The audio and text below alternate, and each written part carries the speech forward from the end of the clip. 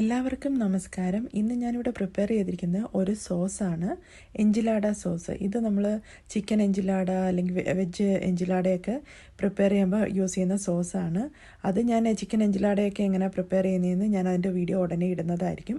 വീഡിയോയിൽ ഞാൻ കാണിക്കുന്നത് അതിൻ്റെ സോസ് എങ്ങനെ പ്രിപ്പയർ ചെയ്യുന്നതെന്നാണ്. അതെന്നാൽ നമുക്ക് എങ്ങനെ ചെയ്യുന്നതെന്നൊന്ന് നോക്കിയാലോ. ഇവിടെ ഞാൻ എടുത്തിരിക്കുന്നത് 3 ടൊമാറ്റോ വേവിച്ചെടുത്തതാണ്, ഗ്രീൻ ചില്ലി ഇട്ടിട്ട്.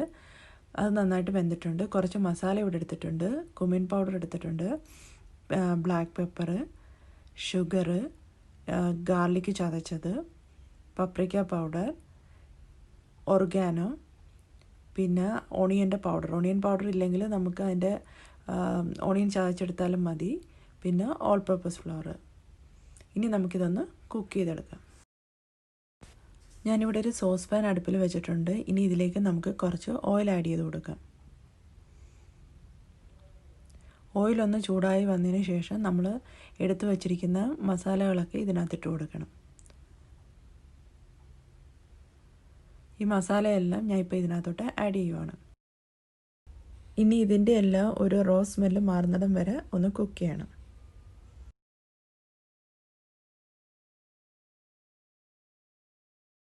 ഇതിലേക്ക് നമ്മൾ വേവിച്ച് വെച്ചിരിക്കുന്ന ടൊമാറ്റോ ആഡ് ചെയ്ത് കൊടുക്കാം. ഇപ്പം നിങ്ങളുടെ കയ്യിൽ ക്യാൻ ടൊമാറ്റോ ഉണ്ടെങ്കിൽ അത് ആഡ് ചെയ്ത് കൊടുത്താലും മതി. ഇപ്പം എല്ലാവരുടെ കയ്യിലും അത് കാണത്തില്ലല്ലോ, അതുകൊണ്ട് ഇത് ഞാൻ 3 ടൊമാറ്റോയും ഗ്രീൻ ചില്ലിയും കൂടെ വേവിച്ചെടുത്തതാണ്. അത് നമുക്കിതിനകത്തോട്ട് ആഡ് ചെയ്ത് കൊടുക്കാം. ഇനി ഇതിലേക്ക് ഒരു 2 കപ്പ് വെള്ളം ആഡ് ചെയ്ത് കൊടുക്കണം. ആവശ്യത്തിനുള്ള ഉപ്പ് ഞാൻ ആഡ് ചെയ്ത് കൊടുക്കുന്നുണ്ട്. എന്നിട്ട് ഇത് 15 മിനിറ്റ് നന്നായിട്ട് കുക്ക് ചെയ്തെടുക്കണം. സോസ് താണ്ട് ഇപ്പം നന്നായിട്ട് തിളച്ചൊന്ന് ചെറുതായിട്ട് കുറുകി വന്നിട്ടുണ്ട്. ഞാനിപ്പോൾ ഇതിൻ്റെ ഫ്ലെയിം ഓഫ് ചെയ്തിട്ടുണ്ട്. ഇനി ഞാനൊരു ഹാൻഡ് മിക്സർ വെച്ചിട്ട് ഇത് നന്നായിട്ട് ബ്ലെൻഡ് ചെയ്തെടുക്കാൻ പോവുകയാണ്. ഇപ്പം നിങ്ങളുടെ കയ്യിൽ ഹാൻഡ് മിക്സർ ഇല്ലെങ്കിൽ മിക്സിയുടെ ജാറിൽ വെച്ച് ചെയ്താലും മതി.